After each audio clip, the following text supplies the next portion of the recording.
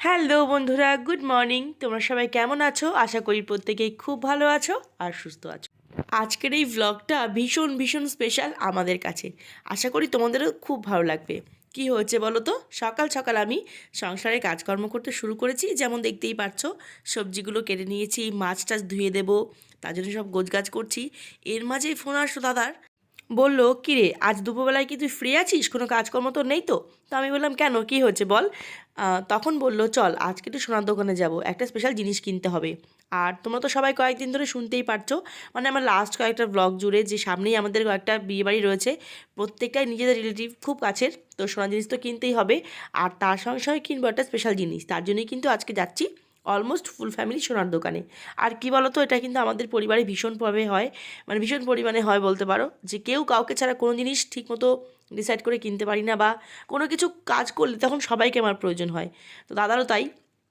তো যেমন কথা তেমন কাজ, মাকে সমস্ত কাজকর্ম গুছিয়ে টুছিয়ে দিয়ে বেরিয়ে পড়লাম সবার সাথে। এখানে আছে মা, আমার সোনা মা মানে পান্তুবুড়ি, তারপরে বৌদি, দাদা আর আমি যাচ্ছি এখন সোনার দোকানে। এই দেখো পৌঁছে গেলাম। আর এখান থেকে নেওয়া হলো একজোড়া শাঁখা বাঁধানো, যেটা দেওয়া হবে আমার ভাই, মানে আমার ইন্দ্রর বউকে, পূজাকে, যেটা দিচ্ছে মা বাবার তরফ থেকে বা বাপের বাড়ির তরফ থেকে বলতে পারবো, দাদা বৌদির তরফ থেকে, সবার তরফ থেকে আর কি, ওই বাড়ির পক্ষ থেকে। আর আমি নিয়েছি টার্সেল, সেটা অন্য কোনো দিন দেখাবো গিফট দেওয়ার সময়তে। তো অনেক ডিসাইড করে একটা শাঁখা বাঁধানো চুজ করা হলো। আর বুঝতেই পারো এখন মানে সোনার জিনিসের বা সোনার যা মূল্য মধ্যবিত্তের শখের কাছে, সেটা সত্যিই জাস্ট টু মাচ। তবু আর কি শখ আর সাধ্য মিলিয়েই একটা শাঁখার ডিজাইন পছন্দ করা হলো, সবাইকে দেখিয়ে দেখিয়ে, তো সেটাই আমরা চুজ করে নিলাম আর কি। আর তারপর যেটা নেওয়া হলো একটা খুব সুন্দর চেন, যেটা বলতে পারো আমার দাদার দীর্ঘদিনের একটা শখ ছিল, যেটা পূরণ করলো আজকে। তবে শখটা কিন্তু দাদার জন্য নয়, আমাদের দুই ভাই বোনের বলতে পারো, যে এটা একটা খুব সুন্দর হ্যাবিট, যে যা কিছু স্বপ্ন পূরণ আমরা চেষ্টা করি বাবা মার আগেই পূরণ করি, তারপরে আমাদেরটা। তো এটা আজকে নিল দাদা বাবার জন্যে। কারণ তোমাদের তো আমি সবসময়তেই বলে এসেছি, আমাদের ছোটোবেলায় বাবা মা আমাদের কোনো রকম কোনো অভাব বুঝতে দেয়নি, সবই মোটামুটি আমাদের করে দিয়েছে, সব কিছু সোনার জিনিস থেকে বলো, যা কিছু আমরা চেয়েছি তাই পেয়েছি।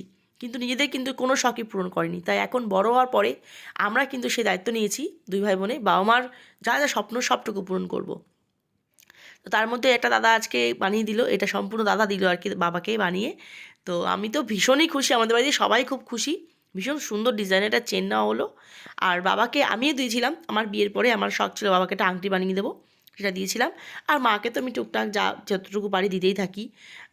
কয়েকদিন পুজোর আগে আর কি, পুজোর মধ্যে একটা বাউটি করে দেওয়া হলো, হাতের বাউটি একজোড়া, তখন টাকা দিয়েছিলাম। কানের দুল বানিয়ে দিয়েছি, এরকম টুকটাক যা যা শখ ছিল মায়ের, সেগুলো সব পূরণ করা হচ্ছে আস্তে আস্তে। তো এই দেখো চেনটা আমাদের খুব পছন্দ, দাদা বারবার করে পড়ছে, আমি বললাম আয় তোকে একটু পরিয়ে দিই, দেখি কেমন লাগে। তো ও কি আর পড়তে চাইবে। আর এখানে যাই হোক ফ্যামিলি টক চলছে, বুঝতেই পারছো। আর সোনার দোকানদার যাই, যেখানে আমরা যাই, সেই দাদাদের সঙ্গেও না দিনের পরিচয়, তো তারাও বুঝে গেছে যে আমরা কীরকম ফ্যামিলি। আর এখানে শুধু সোনা নয়, রূপোও নেওয়া হলো, বৌদি পায়ের নুপুর কিনলো। আর তার সঙ্গে আমি কেন বা বাদ যাই বলো, আমিও নিলাম একটা সেট। জানি না কেন এই সেটটা আমার এত ভাল লাগলো। ডায়মন্ড কাচিং বা ডায়মন্ড ভেবো না, ডায়মন্ড কেনার মতো সামর্থ্য বা সাধ্য এখনও আমার হয়নি। হয়তো ছোটোখাটো ডায়মন্ড কিনতে পারবো, লাইক কানের দুল বা রিং বা বড়জোর নাকচাবি, এইটুকু। কিন্তু এরকম সেট, ডায়মন্ডের সেট কেনার এখনও সামর্থ্য আমার হয়নি। তো এটা ডায়মন্ড কাটিংয়ের খুব খুব সুন্দর একটা সেট, কিন্তু এটা রূপোর ওপরে, তাই একটু কস্টলি আর কি, ভালোই দাম নিল, যেটা হওয়া উচিত তার থেকে বেশ ভালোই দাম নিল আর কি। কিন্তু সেটটা আমার এত ভাল লেগেছে, আমি তো জাস্ট দেখেই ভাবছি, প্রথমে ভাবছি নেবো না, আমি ভাবলাম নিয়েই নিই, তো নিয়েই নিলাম। তারপর কি চলে আসলাম বাড়িতে, সিঙ্গারা নেওয়া হলো, গরম গরম চাউমিন সিঙ্গারা, তারপর চলে আসলাম বাড়িতে। আর এখানে দেখো পান্তুবুড়ি বাড়িতে সিঙ্গারা খাবে বলে দৌড়ে আমার থেকে প্যাকেটটা নিয়ে চলে গেল। তারপর সবাইকে ভাগ ভাগ করে দিলাম। আর এখানে দেখো যার জন্য আজকে কেনা এই গিফট, তাকে এখন পরিয়ে দেওয়া হবে, সেই জন্যই আর কি ট্রাই চলছে। আর কি বলতো, এটা হয়তো সবাই বুঝবে যে নিজের বাবা মার স্বপ্ন পূরণ করতে পারে যে কী একটা সার্থকতা, কী একটা আনন্দ, সেটা দাদা চোখে মুখে সম্পূর্ণ প্রকাশ পাচ্ছিল। আর যারা নিয়মিত আমার ব্লগ দেখো তারা তো অবশ্যই জানো যে বাবার শরীরটা খারাপ হওয়ার পর থেকে আর কি, মানে লকডাউনের পর থেকে আমাদের সংসারের সব দায়িত্ব দাদা নিয়েছে, দাদা পালন করছে, দোকানদারি করছে সবটার, যেমন বাবা আগে পালন করতো, মানে বাবার জায়গাটা বলতে পারো দাদা পূরণ করছে এখন সবটুকু। হ্যাঁ মানে একটা তো বাড়ির পরিবারের তো মেন যে থাকে মানুষ, যে কি বলবো, যে মূল মানুষ, সে তো অবশ্যই সে বাড়ির পুরুষগুলো হয়, বাবা দাদা তারা। তো বাবার অসুস্থতার পর থেকে সব দায়িত্ব, সবার খেয়াল করার সবার দায়িত্ব দাদা এখন নিয়েছে। এটা একটা বড় প্রাপ্তি বলতে পারো আমাদের সকলের জন্য, দেখো প্রণাম করছে। আর বাবাও যে কত খুশি, জাস্ট ঘুম থেকে উঠলো তো তবুও বাবা খুবই খুশি। একটু আবেগঘন হয়ে পড়েছে, এটা বুঝতেই পারো। আর আমার মনে হয় প্রত্যেকটা সন্তানের তাই করা উচিত, বাবা মার স্বপ্নগুলো আগে পূরণ করা উচিত। কারণ কি, একটা সময় এমন থাকে তাদের স্বপ্নগুলো বর্জন করে তারা আমাদের স্বপ্ন পূরণ করতে ব্যস্ত হয়ে যায়। সুতরাং এখন যখন দেওয়ার সময় আসে, বা সত্যি যখন আমাদের সময় আসে, আমরা বড় হই, আমরা নিজের পায়ে দাঁড়াই, তখন কিন্তু সম্পূর্ণ অপোজিট করা উচিত। তাদের স্বপ্নগুলো একে একে পূরণ করা উচিত। তো যাই হোক, এখন আর কি, এখন এ বাড়ি থেকে লাঞ্চ করেই যাব। বৌদিও তাই বললো যে দুপুর দুপুর হয়ে গেছে, এখন আর না খেয়ে যেতে হবে না, খেয়ে দিয়েই যাও। তো আমরা এখন তাই খাবো। তার আগে এই যে চাউমিন সিঙ্গারা, যেটা আমার ছোট্ট সোনাটা অনেকক্ষণ থেকে নেওয়ার ট্রাই করছে, আমাদেরই দেওয়া হচ্ছে না আসলে।